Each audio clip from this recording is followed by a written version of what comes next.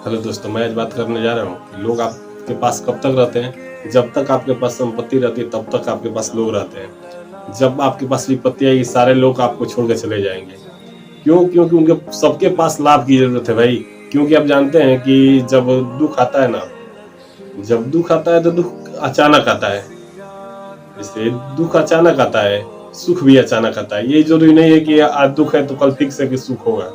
ये तो जरूरी नहीं है। इस समय अनुसार क्रम से बदलता है, चलता है। जैसे शुभ है लाभ है, हानि है लाभ है, जैसे चलता है ना। जैसे देखते होंगे कहीं किसी भी दूर जैसे गेट होता है वहां लिखा होता है शुभ लाभ। और अगर बिजनेस व्यापार करते हैं तो हानि लाभ होता है। तो ये क्रम चलता रहता है, ये नहीं कि ये परिवर्तित हो जाए। जब आप देखेंगे तब आपको समझ में आएगा। कहीं भी जाइए तो देखिए देखने को मिलता है किसी सोना वोना का दुकान होता है ना, या सोना बर्तन मिलता है वहां लिखा होता है शुभ लाभ। ये क्रम है भाई, ये क्रम के अनुसार आएगा। वैसे दुख है तो सुख आएगा। ये जरूरी नहीं है कि आज आ गया तो चलता ही जाएगा। अब कोई कहे कि केवल सुखी हो तो बात गलत है। सुख केवल नहीं हो सकता, फिर केवल दुख भी नहीं हो सकता। क्योंकि आपको समझना चाहिए कि जो दुख आता है तभी सुख आता है, जब सुख आता है तभी दुख आता है। उस समय अनुसार क्रम एकदम चलता रहता है।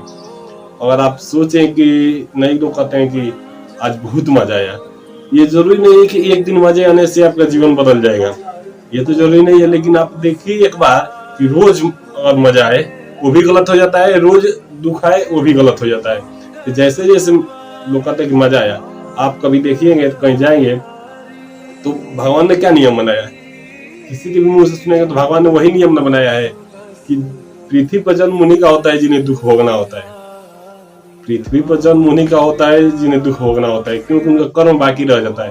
तो कर्म बाकी रह जाता है तो दुख भोगने के लिए आते हैं। जब दुख का छुटकारा हो जाता है तो कहाँ उनका जन्म होता है, जन्म ही नहीं होता है। आत्मा परमात्मा में विलीन हो जाती है।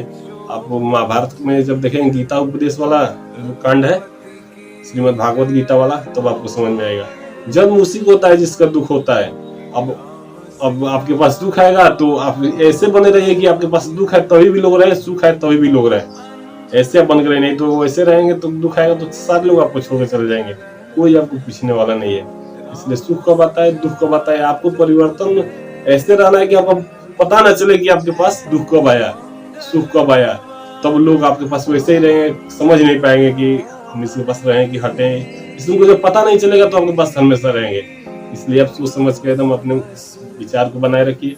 ये नहीं होता है कि इसमें जो है अगर आपने काम करे तो इसमें सुख की प्राप्ति हो गई फिर कल सुख, ऐसे क्रम नहीं है किसी का।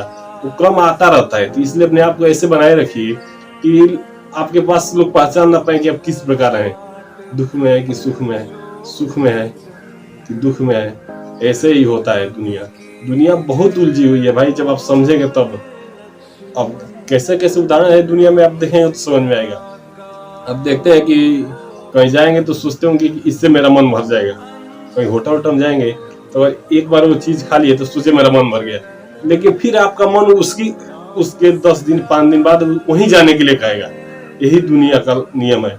आज भोगे फिर कल भोगने को आएगा, परसों भोगे।